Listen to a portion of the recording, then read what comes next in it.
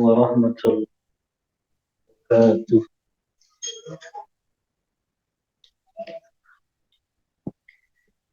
Innal hamdalillah hamdan katsiran tayyiban mubarakan fih kama yuhibbu rabbuna wa yardah.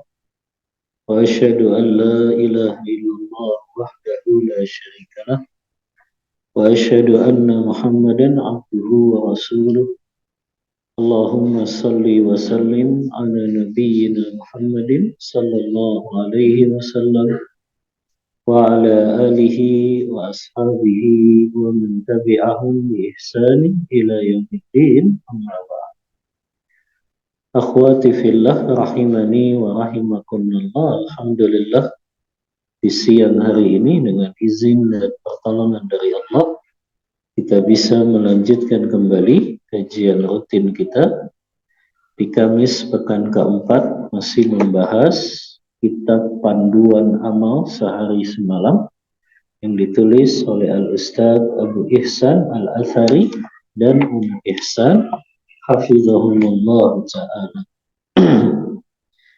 Kita sampai pada panduan amal yang ke-17 ya. Hifzul lisan, menjaga lisan. Berkata Imam Nawawi rahimahullah ta'ala, ketahuilah tiap orang harus menjaga lisannya, terkecuali ucapan yang jelas manfaatnya. Apabila belum jelas manfaatnya, maka ditekankan agar lebih memilih diam. Sebab ucapan yang mubah dapat menyeret kepada yang haram atau yang makruh. Bahkan kenyataan seperti ini sangat banyak dan sering terjadi. Sementara keselamatan tidak dapat dinilai dengan apapun. Rasulullah SAW bersabda, min husni islamil mar'i tarkuhu ma la ya'nih. Termasuk kebaikan Islam seseorang adalah meninggalkan apa-apa yang tidak bermanfaat untuknya. Hadis riwayat Tirmidzi, Ibnu Majah, dan disahihkan oleh Syekh Al-Albani. Hadis ini para ummahat, min husni islamil mar'i, di antara bagusnya, baiknya keislaman seseorang, dia meninggalkan perkara yang tidak bermanfaat untuknya. Ini hadis berkaitan tentang sifat zuhud. Apa bedanya zuhud dengan wara'? Pernah dengar kan kata-kata zuhud? Apa bedanya zuhud dengan wara'?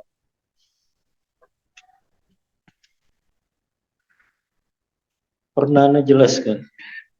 Belum. Zuhud dan wara'. Perbedaan sifat zuhud dan wara'.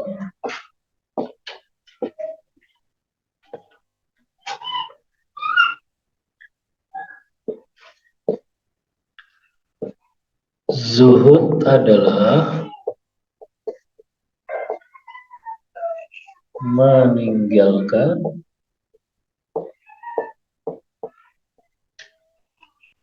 perkara yang tidak bermanfaat untuk kehidupan akhiratnya. Nah, ini namanya zuhud.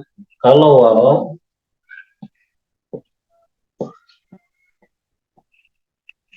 adalah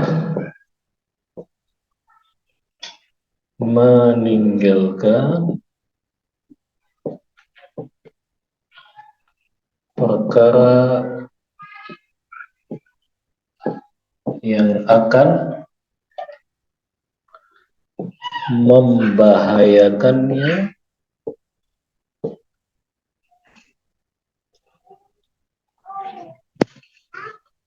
membahayakan.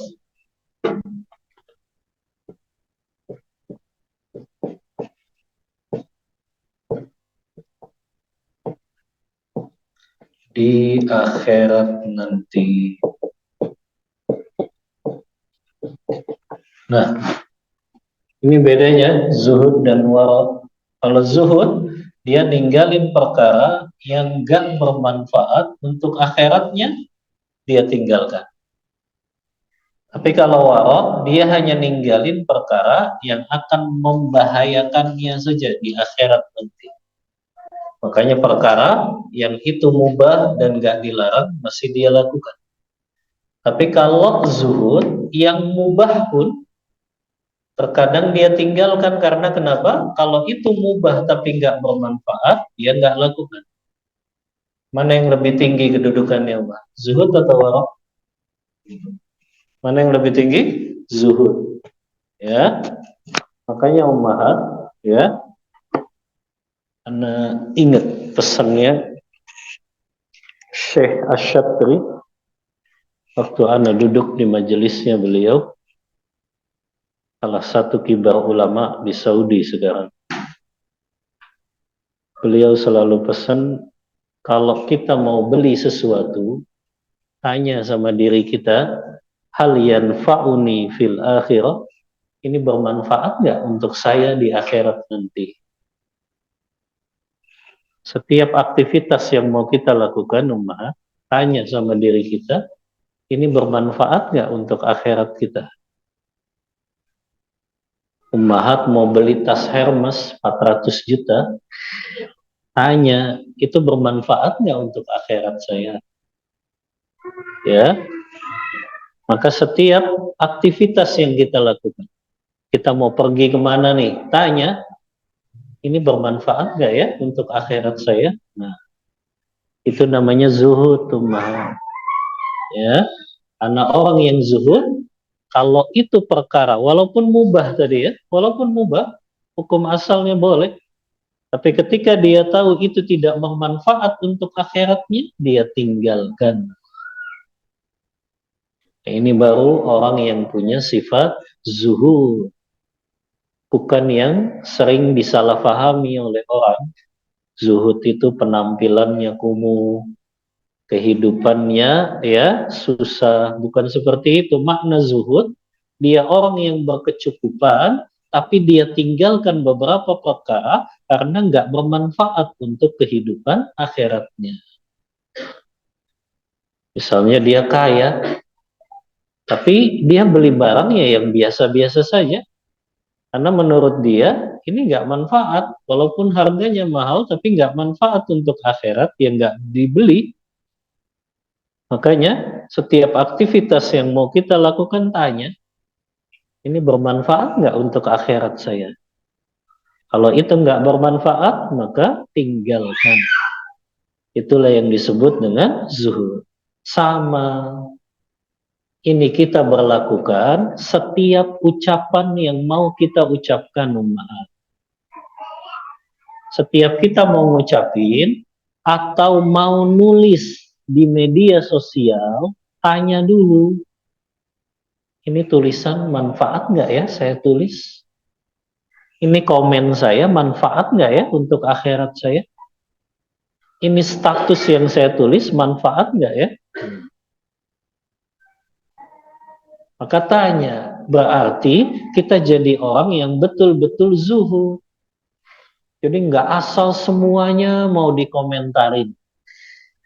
Ya, giliran urusan politik dia komentarin politik, padahal bukan lulusan ilmu politik gitu. Giliran masalah ekonomi dia komentari masalah ekonomi. Padahal dulu ketika SMA ekonominya juga 50 kalau ulangan. Tapi kok ngomentarin masalah ekonomi.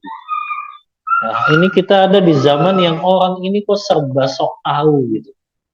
Semuanya mau dikomentarin di media sosial.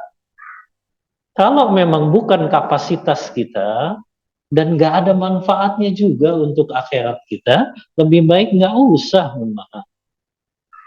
Ya, karena satu kalimat yang kita tulis itu akan dipertanggungjawabkan di sisi Allah Ta'ala.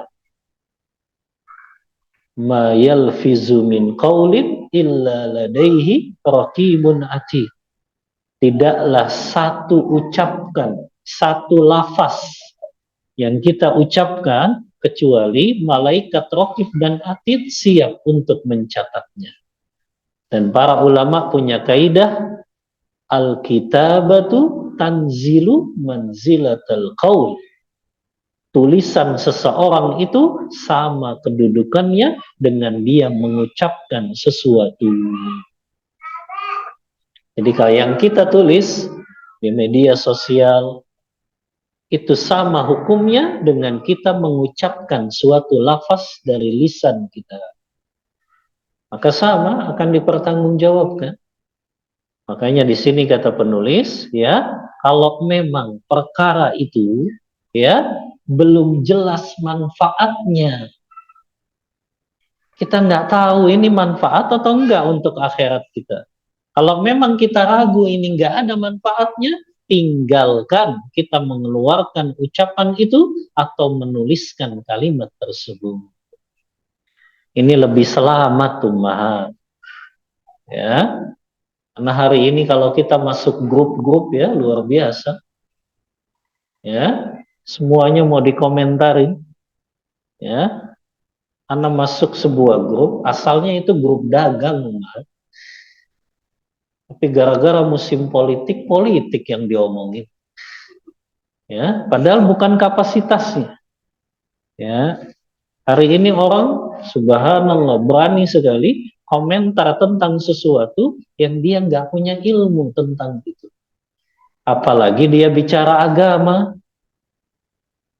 Bicara agama tanpa ilmu, pernah kita bahas ya, begitu besar dosanya. Ya, sampai para ulama mengatakan dosa bicara tanpa ilmu itu sejajar dengan dosa berbuat kesyirikan. Karena ayatnya dalam satu ayat itu dalam surah Al-A'raf ayat ke-33.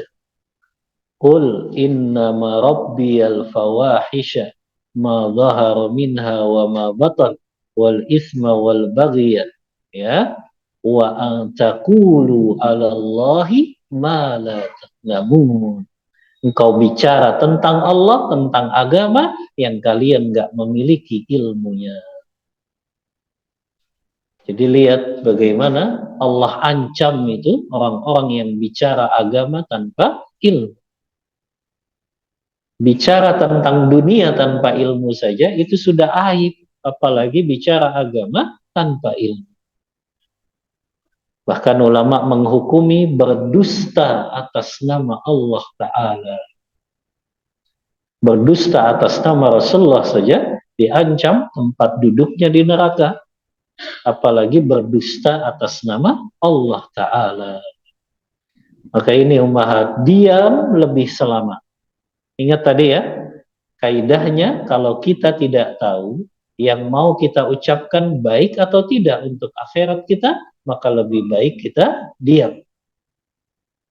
Gak usah mengeluarkan kata-kata, kalau di media sosial gak usah kita komentari. Gak usah kita tuliskan sesuatu. Kalau memang kita pikir itu nggak ada manfaatnya untuk kehidupan akhirat kita. Maka tanya ummahat, setiap aktivitas yang kita lakukan, kita jalan-jalan ke sana kemari, ya, atau kita membelanjakan sesuatu, kita melakukan aktivitas, tanya, ini manfaat nggak untuk akhirat saya nanti? Kalau itu nggak manfaat, lebih baik ditinggalkan. Karena itulah sifat orang yang zuhud, yang dia betul-betul hanya melakukan perkara yang bermanfaat untuk kehidupan akhiratnya saja. Kemudian seorang penyair berkata, seorang insan, manusia bisa celaka karena kesalahan lisannya, padahal ia tidaklah celaka karena kesalahan kakinya. Celaka karena lisannya bisa memutus kepalanya, celaka karena kakinya bisa sembuh dalam sekejap saja. Nah, ini bahaya lisan ya. Bahaya lisan menjadikan seseorang itu bisa sampai putus kepalanya. Karena kenapa? Karena sebab lisan itu berapa banyak orang yang menjadi membunuh orang lain karena lisannya yang nggak bisa dia jaga. Itu baru di dunia. Rasulullah bersabda dalam riwayat Bukhari, wa inna rajula layatakallamu bikalimatin. Ada seseorang yang dia berkata dengan satu kalimat saja. Ternyata kalimat tersebut dimurkai oleh Allah dan itu yang menjadi sebab dia dilemparkan ke dalam nerakanya Allah Ta'ala. Maka ini bahaya lisan ummahat ya. Apalagi kaum perempuan ya. Biasanya hobinya kan berbicara. Begitu kan ummahat? Semuanya mau diucapkan. Maka kalau orang yang faham tentang masalah menjaga lisan ini, dia akan berhati-hati di dalam menjaga lisannya. Tadi kaidahnya ya, kalau kita nggak tahu ini perkara manfaat atau tidak, ya kalimat ini kalau diucapkan manfaat atau tidak di akhirat, maka lebih baik tidak kita ucapkan. Seorang muslim tidak boleh mengeluarkan ucapan yang sia-sia. Ia harus menjaga kata-katanya, yaitu tidak berbicara kecuali pembicaraan yang benar dan bermanfaat. Sebelum berkata-kata, ia harus periksa dulu apakah perkataan itu benar, lalu adakah manfaat dan faedahnya. Ini ummahat seringkali kita bahas. Kalau dapat berita, apalagi beritanya kita tahu dari orang yang fasik, tabayyun, cross check terlebih dahulu. Tapi kebanyakan kita, berita sampai kepada kita, langsung kita sebarin ke orang lain. Ini yang Allah tegur dalam surah Al-Hujurat. Ayat yang ke-6 Allah mengatakan, ya ayyuhalladzina amanu, ya ja'akum fasikun binaba'in fatabayyanu. Wahai orang-orang beriman, apabila ada seorang yang fasik membawa berita kepadamu, fatabayyanu, cross check dulu, jangan langsung disebarkan. Kebanyakan kita kan seperti itu, dapat cerita dari si fulan, kita ceritain langsung kepada yang lainnya. Padahal belum ditabayyun itu beritanya benar atau salah. Maka lihat di sini, kapan kita harus berkata-kata? Yang pertama, pastikan perkataan itu benar. Yang kedua, apakah ada manfaatnya kalau kata-kata itu diucapkan? Dua ini ummahat, standarnya kita baru mengucapkan kalimat kata-kata. Kita pikir dulu, yang pertama, ini benar nggak kalimat yang akan saya ucapkan? Yang kedua, ini manfaat atau ada faidahnya atau tidak di kehidupan akhirat nanti.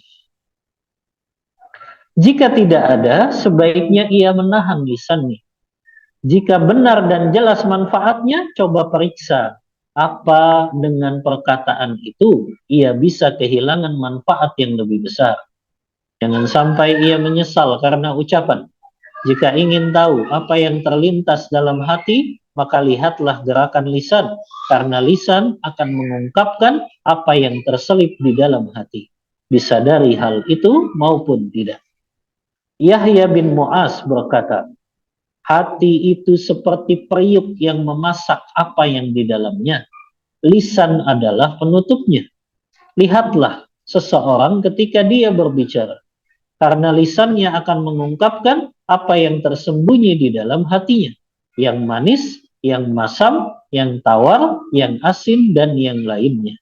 Lisan akan menjelaskan kepadamu rasa hatinya, yakni sebagaimana hal lidahnya kita dapat merasakan makanan yang ada dalam periuk, begitu pula hati seseorang dapat dirasa melalui lisannya. Engkau dapat merasakan suasana dalam hatinya dari lisannya. sebagaimana engkau dapat juga merasakan makanan dalam periuk dengan lidahmu.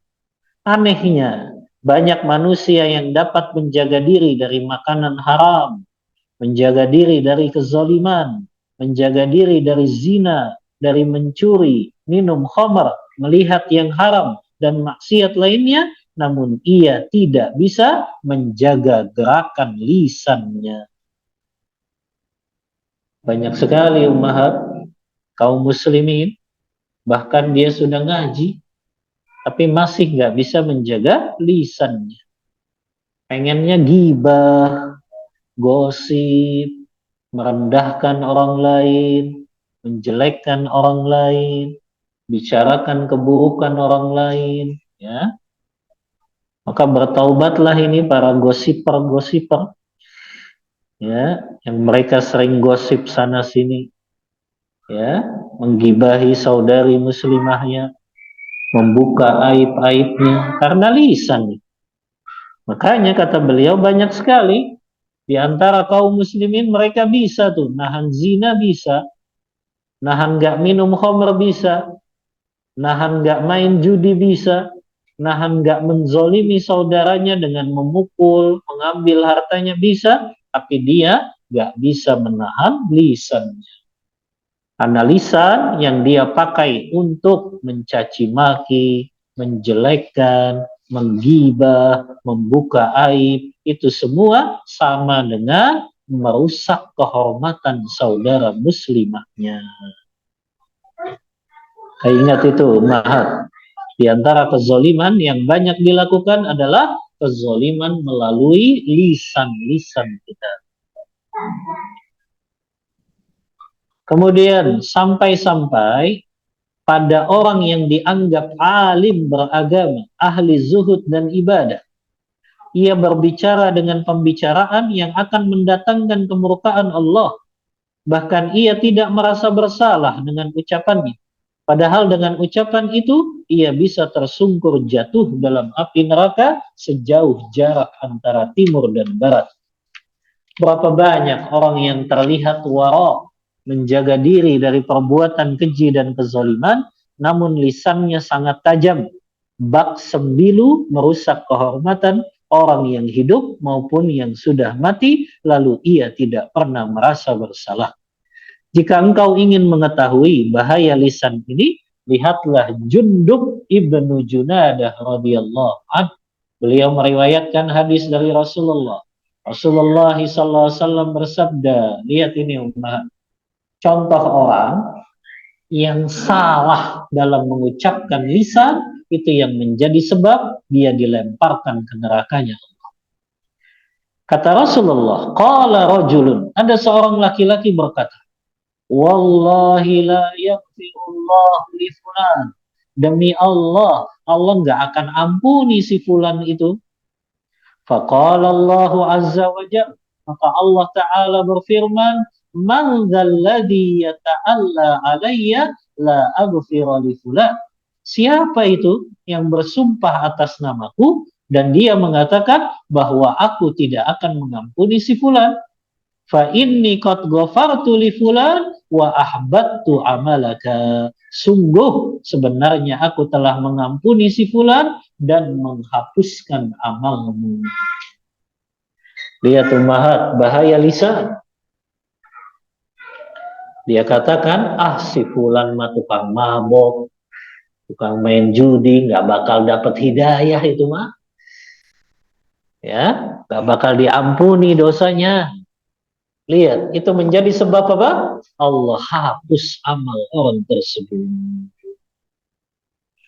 Iya tuh bahaya lisan. Dengan ucapan beberapa kalimat saja, itu bisa menghapuskan amal-amal yang pernah dia perbuat. Na'udzubillah. Hadis yang diriwayatkan oleh Imam Muslim dalam kitab Sahih. Ahli ibadah yang telah menyembah Allah itu terhapus seluruh amalnya karena satu perkataan. Seorang salaf menghisap dirinya karena ucapannya sehari panas, sehari dingin. Salah seorang tokoh besar ahli ilmu melihat dalam mimpinya bahwa ia ditanya tentang keadaannya. Ia berkata, aku tertahan karena satu perkataan yang pernah kuucapkan di dunia, ucapan, kok sehari panas, sehari dingin. Aku berkata, betapa manusia sangat membutuhkan hujan. Lantas dikatakan kepadaku, apa urusanmu? Allah lebih tahu tentang maslahat hambanya. Paham nggak umahat ini? Ada orang, dia mengatakan, kok sehari panas, sehari hujan ini, kenapa nggak hujan tiap hari aja? Maka gara-gara itu dia ditanya umat. Ditanyanya di mana? Hah? Pada hari kiamat nanti atas ucapan lisannya. Gara-gara ngucapin kata-kata ini saja. Ya, di saat manusia butuh hujan dia mengatakan, kok nggak hujan-hujan ini ya? Hah? Kenapa sih nggak hujan-hujan? Nah, ucapan-ucapan seperti itu sama saja dia nggak ridho dengan ketetapan Allah. Makanya kalau ada orang mengatakan manusia membutuhkan hujan ini, ayolah turun hujan. Maka Allah akan berkata, apa urusanmu? Allah lebih tahu tentang maslahat hambanya. Maka lihat, gara-gara lisan, seseorang bisa terhapus amal.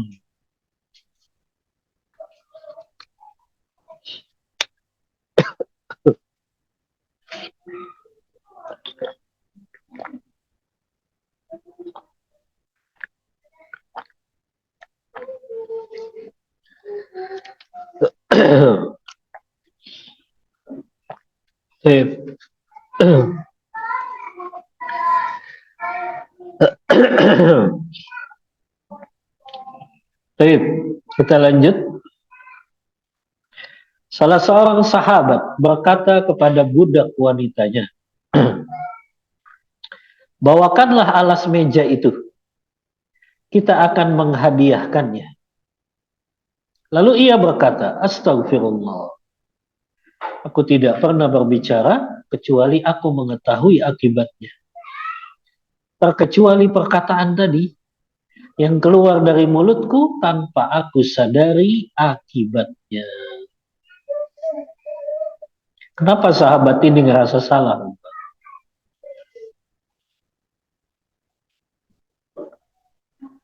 Kenapa sahabat ini merasa salah dengan ucapan ini?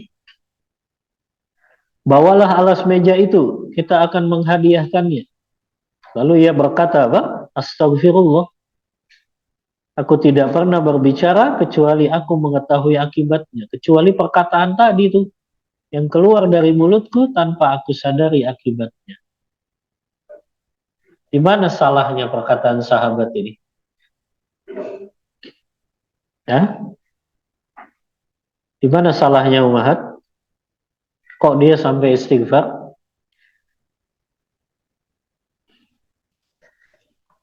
Di mana salahnya?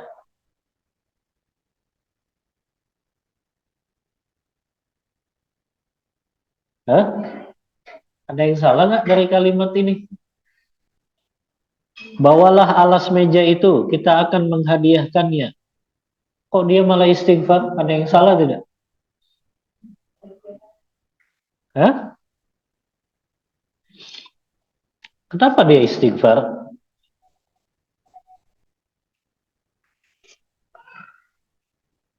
Kenapa dia istighfar, Mahad? Hah? Ada yang salah nggak dalam kalimat ini? Bawakan alas meja itu, kita akan menghadiahkannya.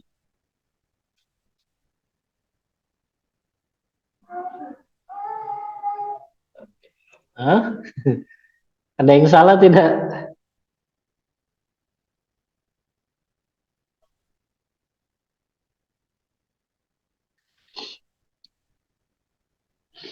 Nggak ada yang salah.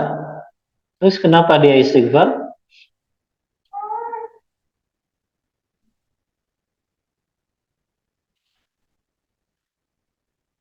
Kenapa dia istighfar?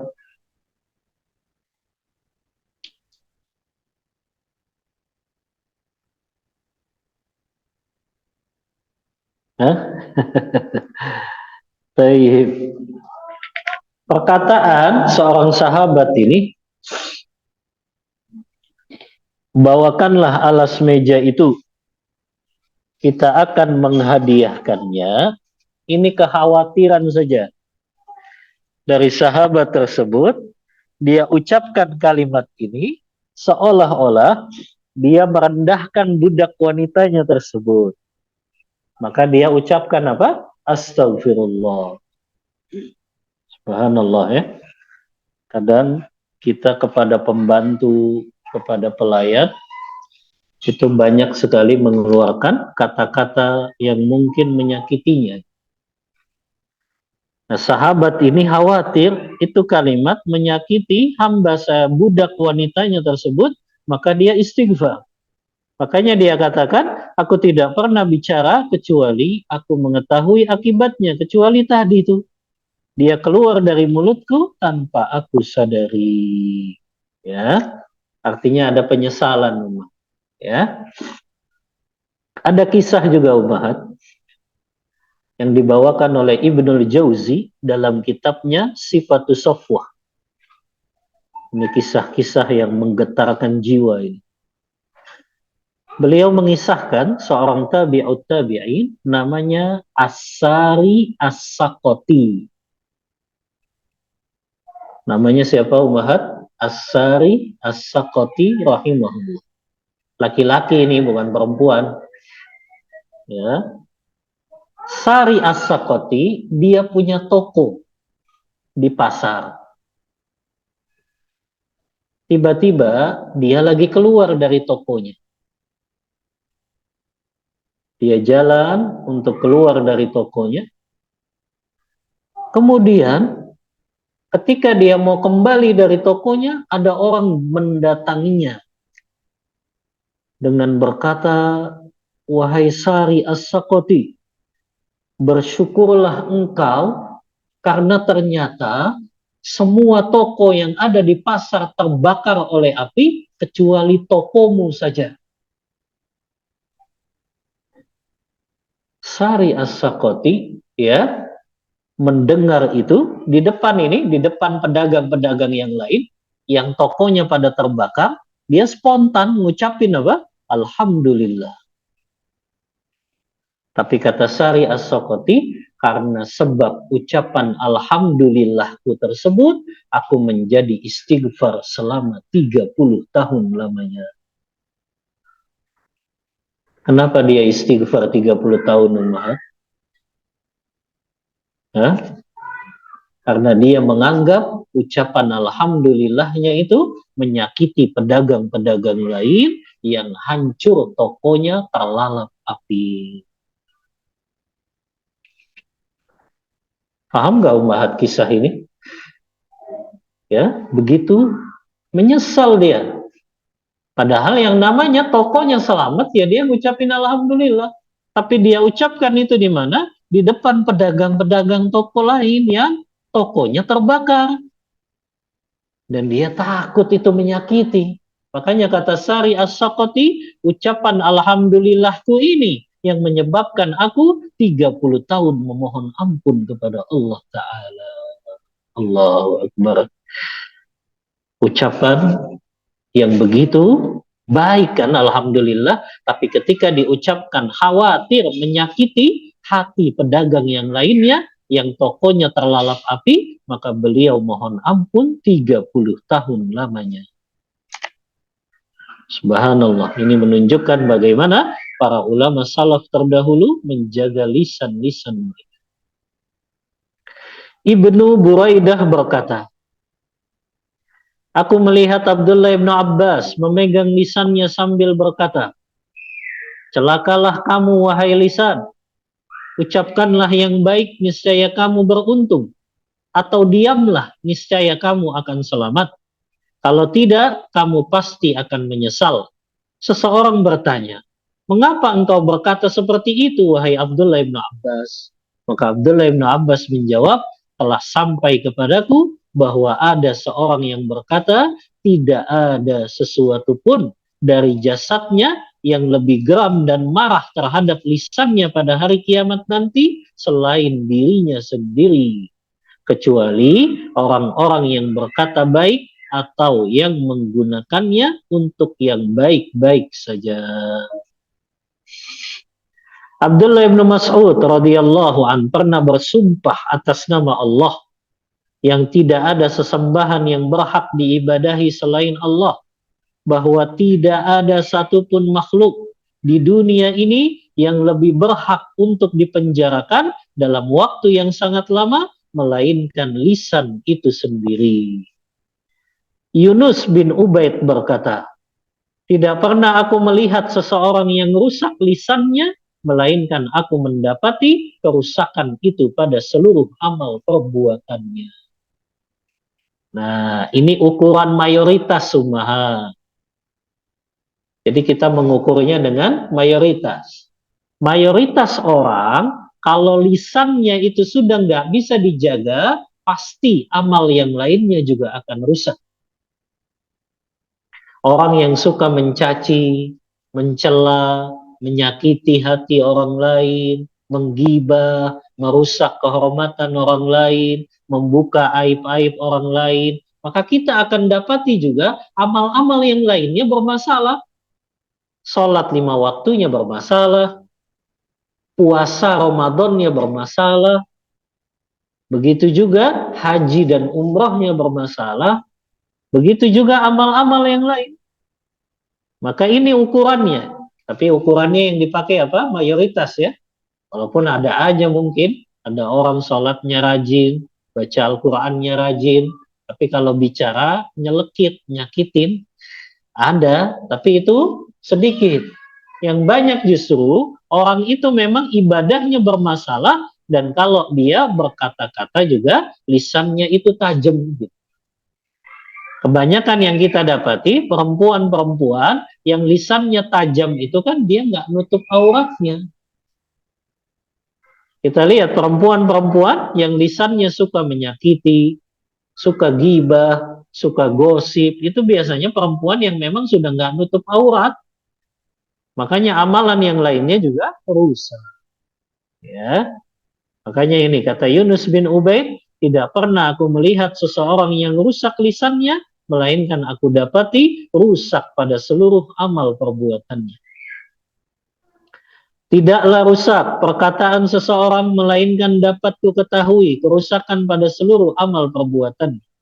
Ketahuilah, anggota tubuh yang paling mudah digerakkan adalah lisan, dan itu pula yang paling membahayakan dirinya. Para salaf dan khalaf berbeda pendapat mengenai apakah seluruh perkataan yang telah diucapkan akan dicatat atau perkataan yang baik dan yang buruk saja.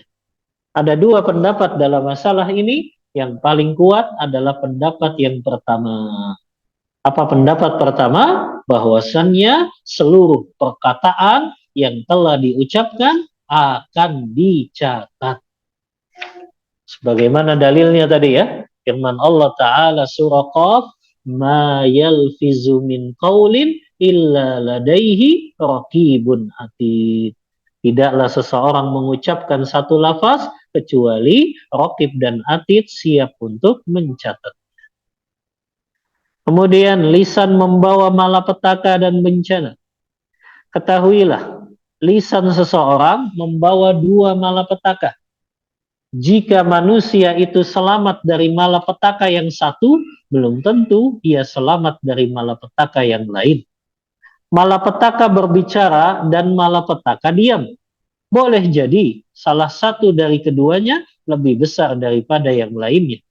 Orang yang diam terhadap kebenaran adalah syaitan bisu, durhaka kepada Allah, serta berbuat riya dan mencari muka.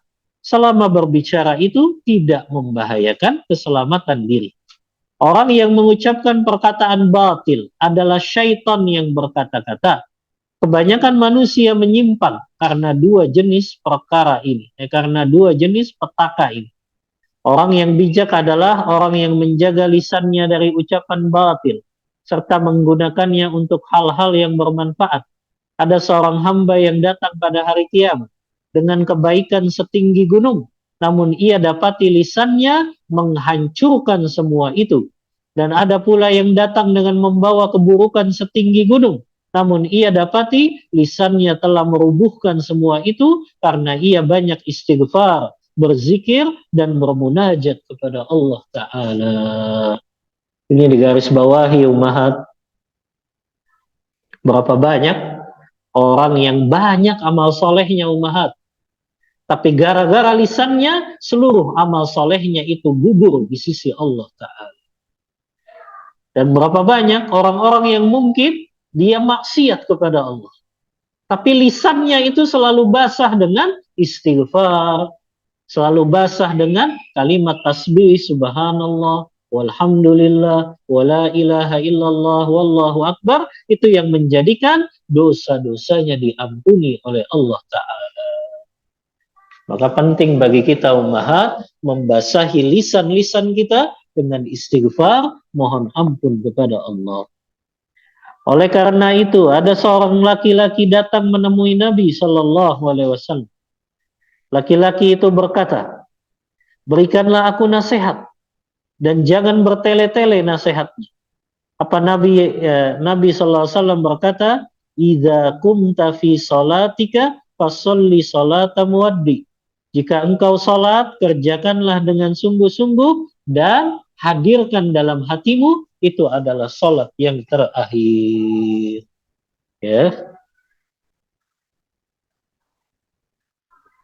Baik.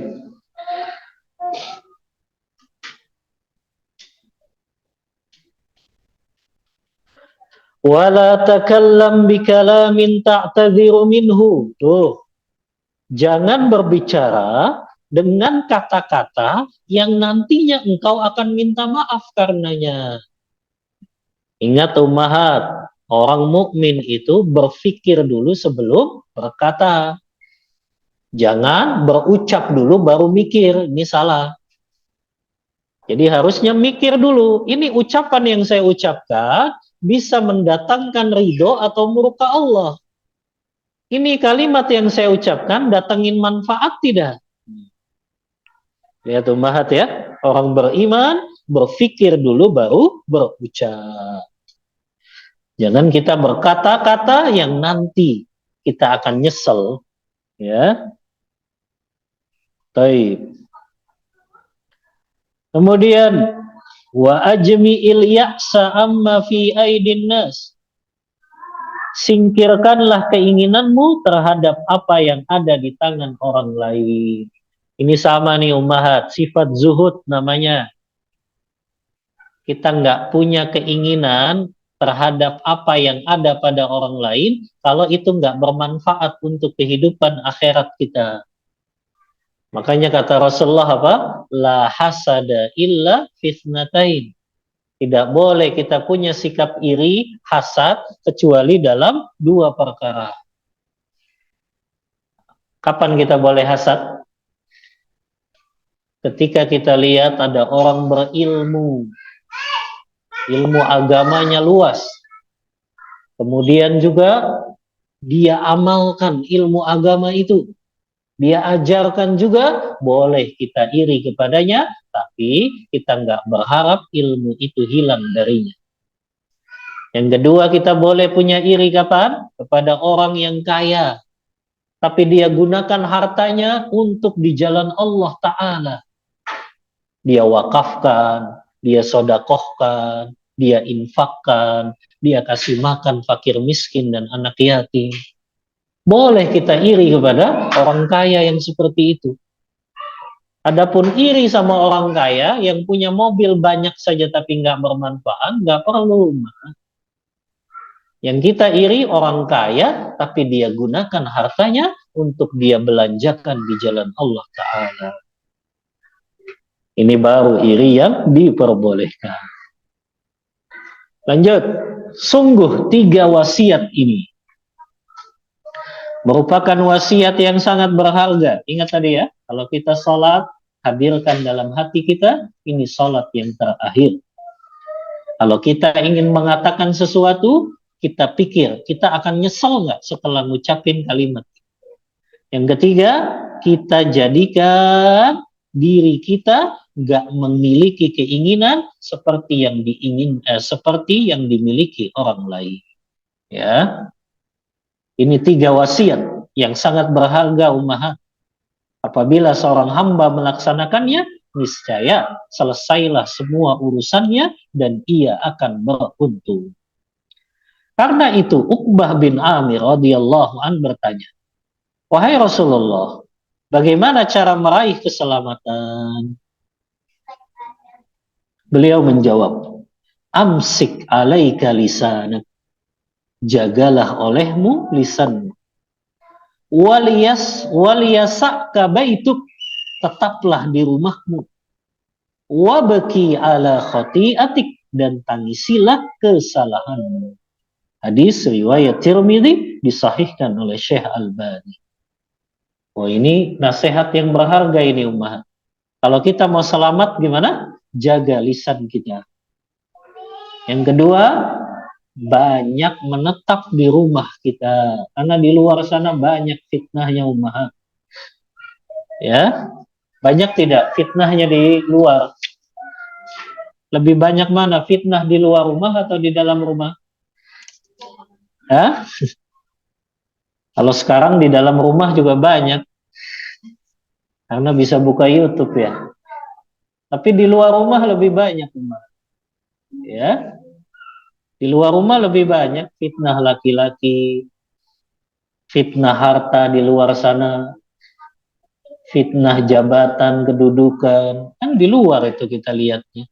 Ya, sampai kalau kita ke mall saja kan susah menghindari fitnah itu.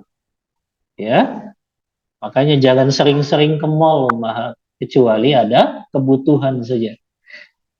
Ya, jangan sering-sering ke mall kecuali ada kebutuhan saja.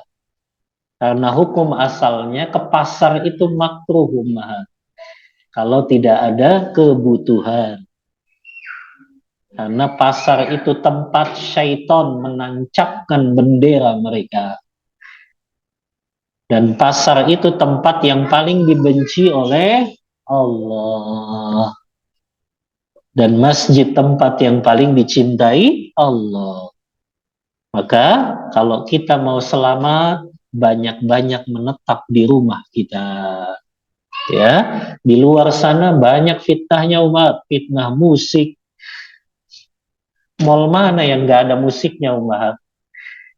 Ada nggak mall di Indonesia yang nggak ada musiknya? Hah? Ada di Cikarang, ada. Hampir semuanya ada musik. Ya, kecuali ummahat ke Zamzam Tower tuh nggak ada musiknya. Ya, kalau ke Zamzam Tower adanya tilawah baru. Ya, nah ini tetaplah di rumahmu dan tangisilah kesalahanmu. Jadi jangan malah bangga pernah melakukan dosa ummahat. Bangga, akhirnya dia ceritakan itu kepada orang lain. Gak perlu. Yang perlu kita lakukan setelah melakukan dosa, nangis. Kita mohon ampun kepada Allah. Karena itu kesalahan, dan kesalahan itu bisa menyebabkan itu yang menjadikan kita masuk nerakanya Allah Ta'ala. Kemudian bencana lisan bukan hanya dirasakan di akhirat, tetapi bahkan ia bisa disegerakan di dunia. Berapa banyak bala yang diturunkan akibat lisan yang terpeleset. Dalam sebuah kisah, nah ini kisahnya menarik umat. Bangunin yang tidur umat, ini kisahnya menarik. Nggak ada yang tidur. Disebutkan suatu hari Imam Al-Kisai. Siapa itu Imam Kisai? Pakarnya nahu dan ahli qiraah. Imam Kisai menguasai qiraah sab'ah. Ya, qiraat yang 7 itu. Suatu hari Imam Kisai berkumpul dengan Al-Yazidi. Al-Yazidi ahli nahu saja. Lihat ya, Kisai ahli nahu dan ahli qiraat bacaan Al-Quran. Al-Yazidi ahli nahu saja. Ini terjadi di hadapan Khalifah Harun ar-Rasyid. Maka tibalah waktu sholat. Maka tentu yang disuruh jadi imam siapa? Ahli qiraat. Siapa ahli qiraat? Imam Kisai. Disuruh jadi imam. Tatkala Imam Al-Kisai jadi imam, dan beliau baca surah Al-Kafirun, Imam Al-Kisai keliru. Artinya ada yang salah di dalam bacaan surah Al-Kafirun. Setelah selesai sholat, Al-Yazidi ini yang pakar nahu, dia nyeletuk. Masa seorang qori terkenal di kota Kufah keliru baca surah Al-Kafirun aja? Biasanya banyak kan kita gitu tuh, nyinyir gitu. Ya, ngeledek. Masa ahli kiroat salah baca Al-Kafirun gitu kan? Ya. Bener tuh datang bala kepada Al-Yazidi. Setelah beberapa waktu, tibalah waktu sholat lagi. Dan kali ini yang disuruh jadi imam siapa? Al-Yazidi. Al-Yazidi jadi imam, subhanallah, lihat, begitu cepat Allah balas tuh. Kezoliman karena sebab lisan umah. Al-Yazidi jadi imam, dia salah baca surah Al-Fatihah. Lebih parah lagi.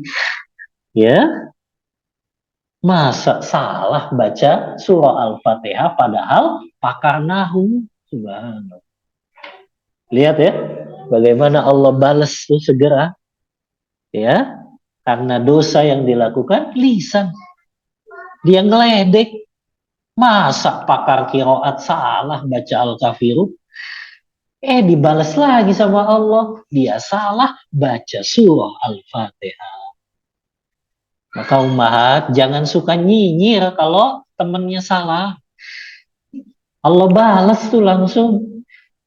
Kan kebiasaan kita gitu, suka nyinyir.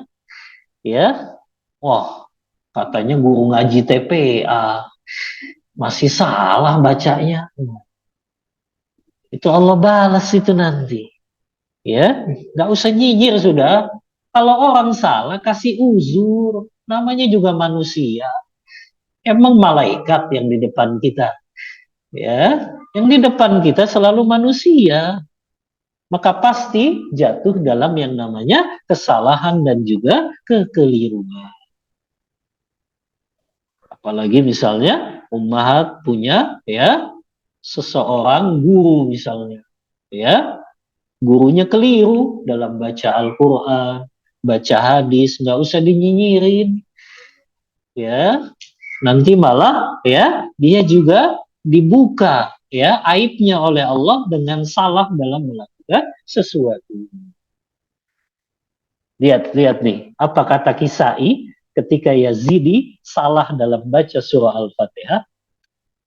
Setelah selesai salam, Kisai nggak balas nyinyirin. Ya, kata Al-Kisai apa? Ihfaz lisanaka la takul fatubtala innal bala'a muwakkalun bil mantiqi. Tapi Kisai hanya kasih nasihat saja. Dia nggak balik nyinyirin gitu. Masa pakar nahu salah baca Al-Fatihah? Enggak. Tapi apa yang dilakukan Kisai? Jaga lisanmu. Jangan sembarang berkata hingga engkau tertimpa bala. Sungguh ia bisa turun akibat ucapan lisan. Kisah ini diceritakan oleh Ad-Dawudi dalam kitabnya Tabaqat Al-Mufassiri. Ya. Nah, ini kisah ini patut kita jadikan renungan umat. Ya. Kalau kita nyinyirin orang yang salah dalam mengucapkan sesuatu, maka kita akan kena juga balaknya. Ya, maka hati-hati ini ummahat terhadap suami juga jangan kayak gitu ya. Suaminya lupa rakaat sholat, diketawain. Katanya udah sering ngaji, rakaat masih lupa. Ya, hati-hati itu lisan. Nanti Allah akan turunkan juga bencana kepadanya karena sebab lisannya tersebut. Lanjut ummahat. Seseorang masuk neraka karena ucapan Allah tidak akan mengampunimu. Lihat ini hadisnya. Sungguh tragis nasib laki-laki yang masuk neraka gara-gara mengucapkan perkataan ini. Begitu pula perkataan serupa. Allah tidak akan masukkan kamu dalam surga deh. Kamu itu ahlul maksiat. Udah nggak bakal masuk surga, udah. Ya, oh, ini sama ini. Ucapan yang akan menyebabkan seseorang masuk ke dalam neraka. Ia bukan orang yang malas ibadah. Bukan pula orang yang tidak beramar ma'ruf nahi munkar.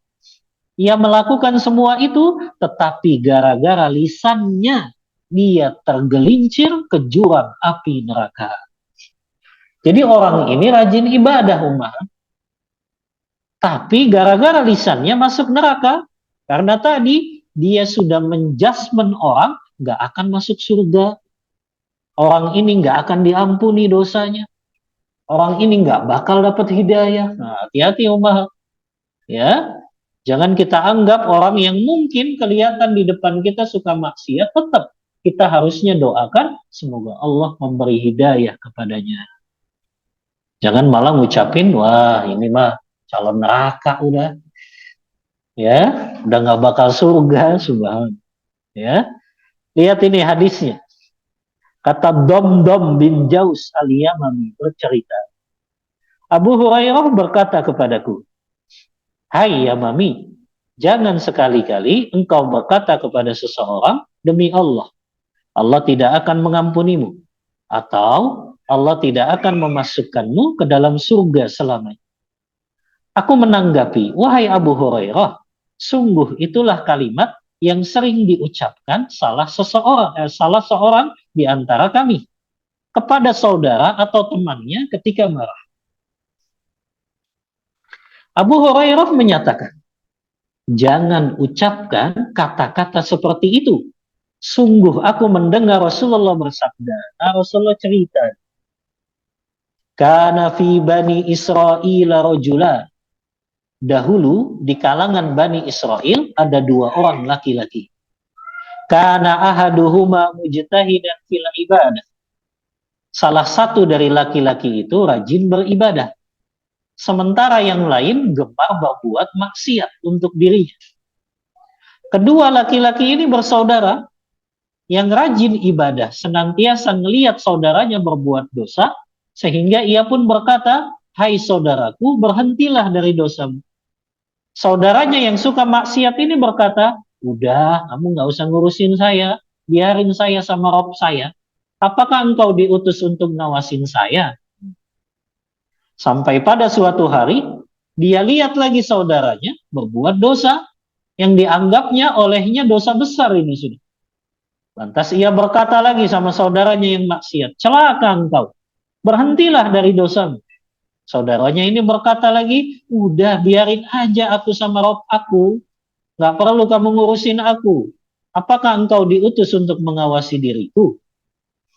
Akhirnya kesel nih ahli ibadah ini. Dia saking keselnya berkata, demi Allah, Allah tidak akan pernah mengampunimu. Atau ia berkata, demi Allah, Allah tidak akan memasukkanmu ke dalam surga selamanya. Salah satu dari dua kalimat itulah yang dikatakan oleh ahli ibadah ini. Allah kemudian mengirim malaikat kepada kedua orang ini untuk mencabut nyawa mereka. Maka keduanya ditakdirkan bertemu lagi di akhirat. Allah pun berkata kepada laki-laki yang berbuat dosa, pergi dan masuklah ke dalam surga dengan rahmatku. Subhanallah. Orang yang berbuat dosa malah disuruh masuk surga sama Allah dengan rahmatnya. Kemudian Allah berkata malah kepada ahli ibadah ini, yang dia mengatakan apa? Kepada saudaranya yang buat maksiat, kamu gak akan masuk surga.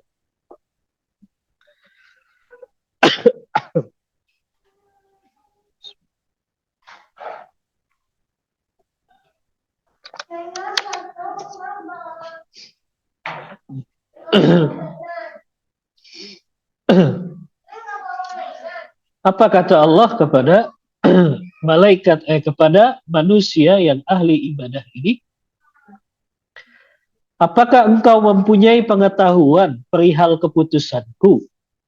Apakah engkau mempunyai kuasa atas apa yang ada di tanganku? Seretlah ia ke neraka. Abu Hurairah berkata, demi Allah yang jiwaku berada di tangannya, sungguh ia telah mengucapkan satu kalimat yang menghancurkan dunia dan akhiratnya. Hadis riwayat Ahmad dan Abu Daud disahihkan oleh Syekh Albani dalam Sahihul Jami'. Maka dari itu, Nabi memperingatkan kita di akhir wasiat beliau kepada sahabat Mu'az bin Jabal radhiyallahu anhu. Ala ukhbiruka bimalaki dzalika kullih. Maukah engkau aku beritahukan wahai Mu'az kunci semua perkara itu? Yaitu kunci dari sholat 5 waktu, kemudian zakat, puasa, haji. Apa kunci semuanya itu? Kata Rasulullah, kunci itu adalah kafu alaika hadza, jagalah lisanmu ini. Mu'az bertanya, wahai Rasulullah, apakah kami akan dituntut disebabkan apa yang telah kami ucapkan? Maka Rasulullah berkata, sakilatska ummuk. Ini kalimat takjub saja ya, bukan doa ini. Kalimat sakilatka ummuk ini bukan doa, ini tradisinya orang dulu, itu kalimat takjub. Wahal yakubbun nas finnari ala wujuhihim illa hasaidu alsinatihim.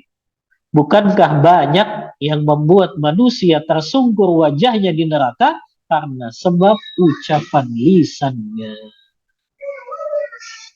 Makanya dalam hadis lain Rasulullah bersabda, aksaru ma yudkhilul insana finnar. Perkara yang banyak memasukkan manusia ke dalam neraka apa? Yaitu lisannya dan juga kemaluannya. Maka ini diantara adab ubahat, jaga lisan kita. Baik, selesai dari pembahasan menjaga lisan. Semoga Allah berikan kita hidayah taufik untuk bisa mengamalkan, menjaga lisan ini dalam aktivitas kita. Setiap kita mau berbicara, ingat, tanya. Ini manfaat tidak kalimat yang saya ucapkan di akhirat nanti. Wallahu ta'ala a'lam bishawab. Untuk materi yang dicukupkan, kita buka diskusi dan tanya jawab. Wassallallahu ala nabiyyina Muhammadin wa ala alihi wa sahbihi wasallam. Bismillah, afwan Ustaz, bagaimana jika orang tua selalu komentar kurang baik atau gibah terhadap tetangga? Beliau ingin selalu didengar oleh anak-anaknya. Bagaimana sikap terhadap ortu tersebut? Nah, yang pertama ummahat, Imam Nawawi menuliskan dalam kitabnya Riyadhus Shalihin bab wajibnya kita membela orang yang digibahi. Jadi kalau ada orang tua yang selalu cerita ke anaknya, tapi keburukan tetangganya. Apa kewajiban kita sebagai anak? Bela tetangga tersebut yang dibicarakan keburukannya. Bagaimana cara membelanya? Sampaikan kebaikan-kebaikan. Jadi kalau orang tua bilang, ini tetangga ini, ya pokoknya kejelekannya disebutkan.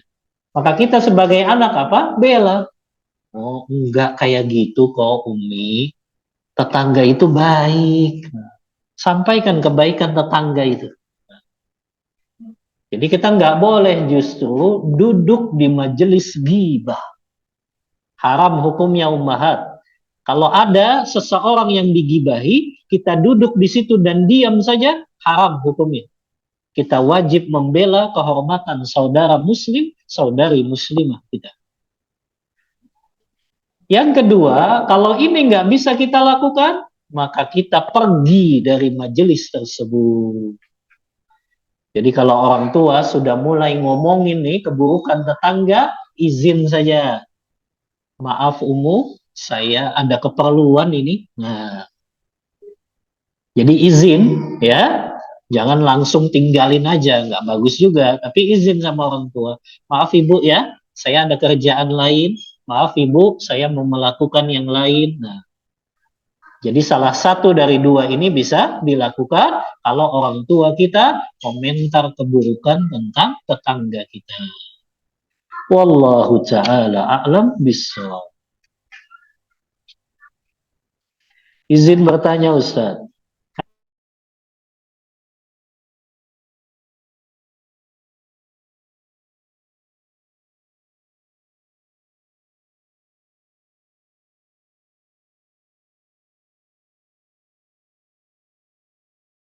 Setelah selesai haid nanti, kalau memang ada uzur syar'i, maka boleh. Ya, apalagi amalan itu sudah dirutinkan, yaitu setiap bulan puasa Ayyamul Bid, 13, 14, 15. Kalau qadarullah ternyata haid, maka boleh diqadha walaupun itu amalan sunnah, tapi karena sudah dilakukan secara rutin, maka boleh untuk mengqadhanya dan tetap mendapat pahala dari puasa Ayyamul Bid tersebut. Wallahu ta'ala a'lam bishawab. Izin bertanya, bagaimana jika pernah menyakiti ibu kucing? Kok bisa ibu kucing disakiti? Dengan memisahkan anak-anaknya karena mengganggu rumah hingga banyak kotoran dan berantakan. Saya merasa bersalah sekali memisahkan ibu dan anak-anaknya. Anak-anak kucing beberapa tahun yang lalu. Si ibu kucing sudah mati karena tua. Lalu bagaimana cara bertaubatnya? Kalau memang ya sang ibu itu sudah meninggal, berarti cara bertaubatnya berbuat baik kepada anak-anak kucing tersebut. Anak-anak kucingnya masih diketemukan kan? Kalau masih diketemukan berarti berbuat baik kepada anak-anak kucingnya. Sambil kita bertaubat, mohon ampun kepada Allah, kita iringi dengan berbuat baik kepada anak-anak kucing yang sudah meninggal. Jadi anak kucingnya dikasih makan, ya, dipelihara dengan baik, dipenuhi makan minumnya, ya. Maka kalau perlu dibuatin kandang saja untuk dia tidur, ya. Maka insya Allah ini menjadi sebab taubat kita diterima oleh Allah Ta'ala karena sebab kezaliman kita dulu memisahkan ibu kucing dengan anak-anaknya. Wallahu Ta'ala a'lam bishawab.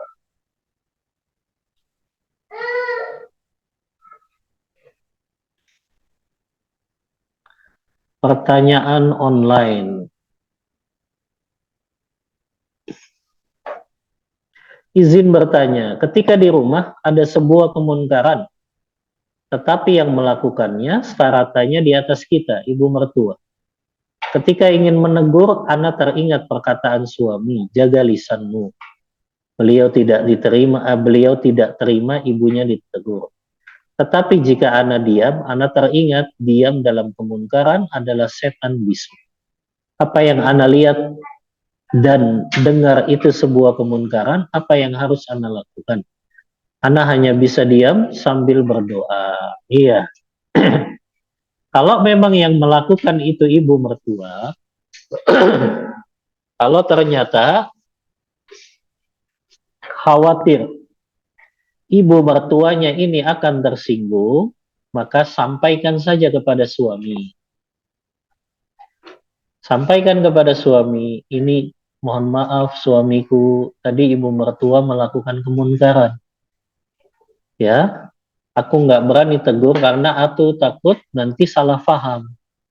Atau khawatir nanti ya malah menyakiti hatinya. Maka aku minta kamu saja yang menegurnya. Jadi sudah gugur tuh kewajibannya dan dia tidak dianggap sebagai syaitan yang bisu.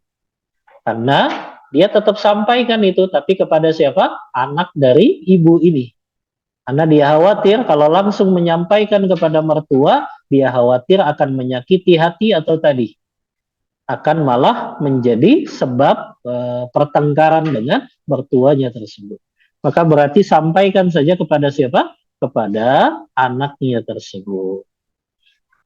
Wallahu a'lam bishawab. Ustadz, boleh tidak menjaga jarak dengan keluarga suami, mertua dan ipar? Karena mereka zalim, berlaku tidak adil, dan sudah malas saja, apa-apa selalu salah. Tapi bilangnya saya yang baper. Selalu saya yang baper, kemudian suami seperti keluh. Keluh itu apa? Hah? Apa? Tidak apa? Tidak bisa melawan. Keluh ya. Jika ingin membela istri di depan ibunya, selalu diam. Padahal mereka zalim terhadap istrinya. Kata suami saya, istri bagian dari dirinya, jadi ngalah saja. Jadi saya mutuskan untuk seperlunya saja dengan mereka, karena untuk menjaga kewarasan hati. Mohon nasihatnya dari Ustadz. Iya boleh menjaga jarak. Tapi yang paling bagus ummahat, sebagaimana firman Allah, idfa' billati hiya ahsan. Balaslah kezoliman, kejahatan dengan apa? Perbuatan baik. Kalau ummahat disakiti, dizolimi, balasnya kepada keluarga suami dengan pembuatan baik. Bagaimana balasnya? Sering kasih mereka hadiah. Apalagi ummahat transfer 10 juta ke rekeningnya. Pasti berubah tuh sikapnya. Ya. Maka caranya berbuat baik kepada orang yang zalim sama kita, ummahat. Manusia itu gampang. Yang tadinya asalnya benci ke kita kasih materi saja terus-terusan, dia akan baik kok sama kita. Gampang manusia. Ya. Awalnya jahat sama kita, sering jelek-jelekin kita. Kita minta nomor rekening kamu berapa? Transfer 10 juta. Kirim deh buktinya. Ini orang yang sering saya zolimi kok transfer gitu. Ya, selesai sudah. Pasti besoknya berubah sikapnya ke kita. Maka sering-sering kasih hadiah saja. Kasih hadiah baju, kasih hadiah yang dia seneng, ya. Maka itu akan berubah lama-kelamaan. Lama-kelamaan dia malu sendiri tuh berbuat zolim kepada kita. Ya.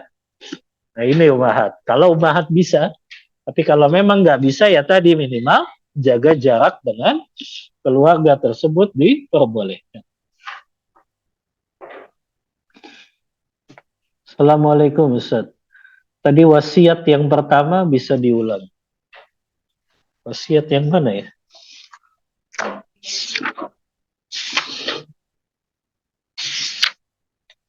Oh ini. Wasiat Rasulullah ya. Ketika ada seorang laki-laki datang kepada beliau dan minta nasihat, maka Rasulullah berkata, "Salatlah engkau, jika engkau salat, hadirkan dalam hatimu, itu adalah salat yang terakhir bagimu." Jadi wasiat pertama, jika engkau salat, kerjakanlah salat dengan sungguh-sungguh dan anggaplah seolah-olah itu salat terakhirmu.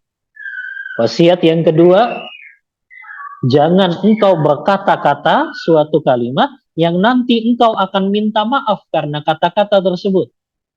Wasiat yang ketiga, janganlah engkau memiliki keinginan terhadap apa yang ada di tangan orang lain. Nah itu 3 wasiat Rasulullah kepada seorang laki-laki yang ia minta nasihat dari Rasulullah.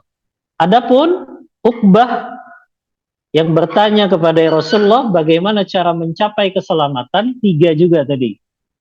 Yang pertama, jagalah lisanmu. Yang kedua, tetaplah di rumahmu. Yang ketiga, tangisilah dosa dan kesalahanmu. Itu ya, 3 wasiat yang menyebabkan seseorang selamat dan juga menyebabkan seseorang hidup bahagia dunia dan akhirat.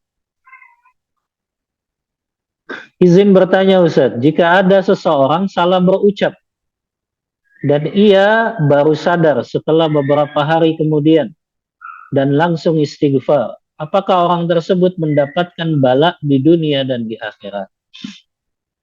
Kalau ucapan tersebut dianggap menyakiti orang lain, maka dia harus minta maaf dulu kepada orang tersebut. Tapi kalau memang ucapan tersebut tidak ada hubungannya dengan orang lain, maka cukup dia istighfar, mohon ampun, dan insya Allah dia nggak akan mendapat bala dunia dan juga di akhirat. Ya, makanya harus segera ummahat. Kalau kita ngeluarin satu kalimat yang kita anggap, wah ini bahaya ini, langsung cepat-cepat istighfar. Karena kita takut segera diturunkan balaknya.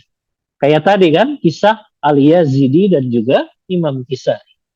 Tapi kalau memang setelah beberapa hari baru sadar, langsung istighfar, insya Allah tidak akan mendatangkan bala dunia dan juga di akhirat. Bismillah, semoga Allah memberikan rahmat kepada Ustaz. Nah, begitu juga kepada yang mengucapkan. Izin bertanya Ustaz, bagaimana cara bertaubat dari dosa lisan dan tulisan agar hati tenang? Bagaimana kita tahu bahwa taubat kita diterima? Nah, ini harus dirinci ummahat. Ucapan lisan itu atau dosa lisan itu, ada yang dosa lisan itu menyakiti saudara muslim kita, ada dosa lisan itu yang hanya itu melanggar hak Allah saja. Kalau dosa lisan itu melanggar hak Allah saja, itu lebih mudah kita taubatnya hanya kepada Allah saja. Tapi kalau dosa lisan itu berkaitan dengan haknya manusia, itu yang susah. Makanya taubat dari dosa ghibah itu susah ummahat. Karena yang pertama, kita harus minta maafnya dari orang yang kita gibahi. Walaupun kata sebagian ulama, kalau kita jujur kepada orang yang kita gibahi, kamu habis saya gibahi, maafin saya dong. Kalau itu malah menimbulkan bahaya yang lebih besar, maka boleh. Kita nggak perlu minta maaf kepadanya, tapi kita bicarakan kebaikan-kebaikannya di hadapan orang lain. Jadi taubatnya gitu, Mahat. Yang pertama dia taubat kepada Allah, yang kedua dia taubat dari dosa gibahnya gimana? Yang tadinya dia bicarakan keburukannya, dia bicarakan kebaikannya juga di hadapan orang lain.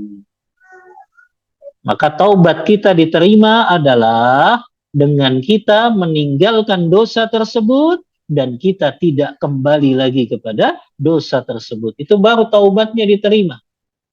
Karena taubat yang diterima itu taubat yang menghasilkan setelahnya kebaikan-kebaikan. Taubat itu kan 3 syaratnya ummahat kalau berkaitan dengan hak Allah, 4 syaratnya kalau berkaitan dengan hak manusia. Yang pertama, kita tinggalkan dosa tersebut. Yang kedua, kita menyesali dosa tersebut. Yang ketiga, kita bertekad nggak mau jatuh lagi dosa tersebut. Ini kalau hak Allah. Tapi kalau haknya manusia, itu merusak kehormatannya, maka kita harus minta kehalalannya. Kalau enggak tadi, kita bicarakan kebaikan-kebaikannya. Yang kedua, bagaimana kiat-kiat agar kita mampu memaafkan, melupakan kesalahan orang lain, dan tidak dendam karena kehormatan diri dan keluarga dijatuhkan. Yang pertama, ingat keutamaan orang yang memaafkan kesalahan orang lain. Ada kutaib itu ditulis oleh Syekhul Islam Ibnu Taimiyah, judulnya bagus ummahat, tapi nggak tahu udah ada terjemahannya atau belum. Judulnya 20 alasan kenapa engkau harus memaafkan. Ada 20 alasan yang diungkapkan Syekhul Islam, kenapa engkau harus memaafkan kesalahan saudaramu. Di antaranya kata beliau, memaafkan kesalahan saudara itu sebab seseorang ciri penghuni surganya Allah. Ciri penghuni surga itu suka memaafkan ummahat. Kata Allah apa? Walladzina idza fa'alu alladzina yunfiquna fis sarai wad dara wal kadhimina al ghaidha wal 'afina 'anil nas. Ini kan sifatnya penghuni surga ini. Sifatnya penghuni surga menginfakkan hartanya baik dalam keadaan lapang maupun dalam keadaan sempit, kemudian dia menahan marahnya dan dia maafkan kesalahan saudaranya.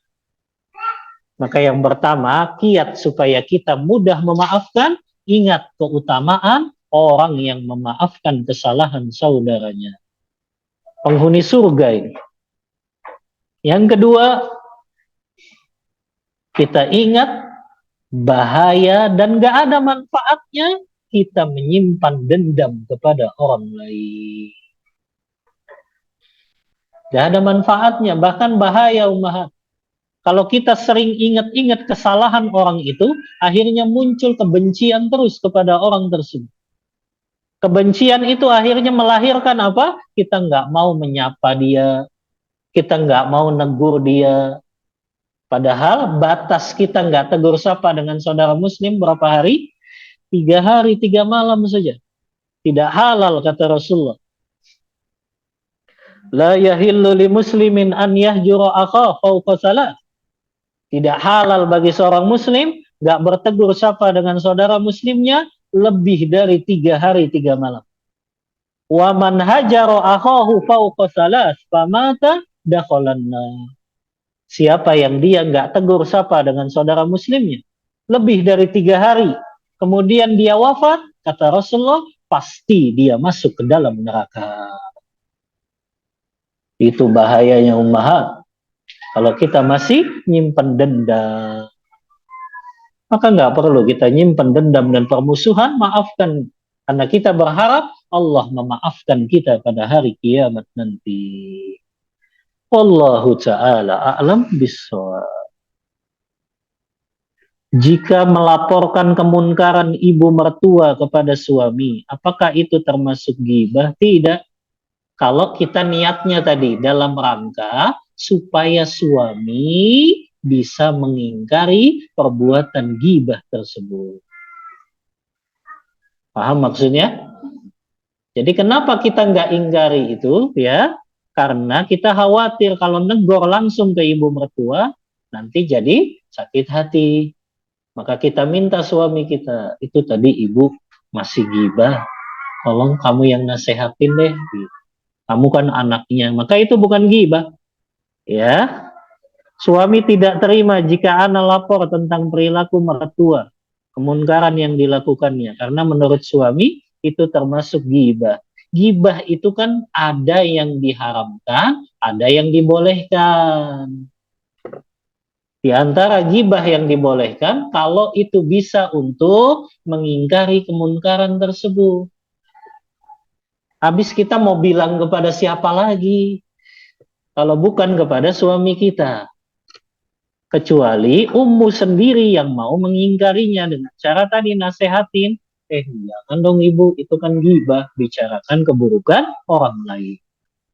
Maka sampaikan kepada suami, ghibah ada yang diharamkan, tapi ada yang dibolehkan. Di antaranya, kalau kita niatnya untuk mengingkari kemunkaran tersebut, supaya tidak dilakukan lagi oleh ibu mertua. Wallahu ta'ala a'lam bissawab. Selesai ya pertanyaannya? Baik, kita cukupkan kajian kita pada siang hari ini. Mohon maaf bila ada kata-kata yang kurang berkenan.